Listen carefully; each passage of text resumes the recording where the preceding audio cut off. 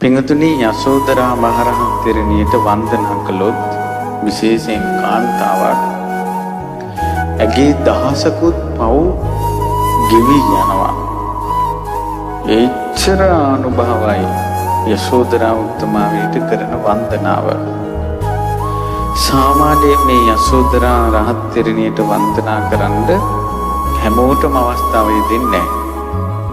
ගොඩාක් අයට මේ අවස්ථාව මග හැරෙනවා. ඒ හේතුව තමයි ස්ත්‍රීන්ට ස්ත්‍රී භව නිසා වෙන දෝෂත් එක්ක කර්ම රැස් වෙනවා. ඒ ස්ත්‍රීන්ට ස්ත්‍රී භව නිසා වෙන දෝෂත් එක්ක රැස් වෙන කර්ම විඳව තමයි ගොඩාක් කාන්තාවෝ සිටින්නේ. ඒ වගේ කාන්තාවක් යසෝදරා උත්තමාවිය වගේ තුන් ලෝකයට අනුත්තරීය ස්ත්‍රී රත්නයකට රහත් තෙරණියකට වැන්දොත් එහෙම වන්දනා කරන්න පටන් ගත්තොත් එහෙම එයාගේ කර්ම ගොඩාක් ගෙවෙන්න ගන්නවා.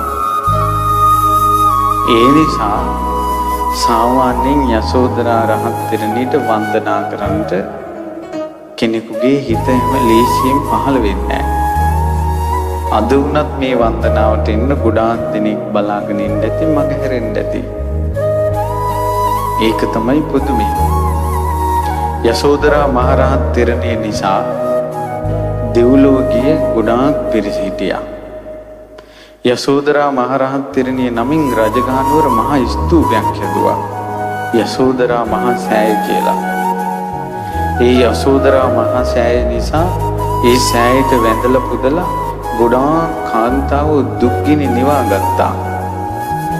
දෙව්ලොව දිව්‍ය සැප ඒ වගේම අමා නිවන් සැප සලසා ගත්තා.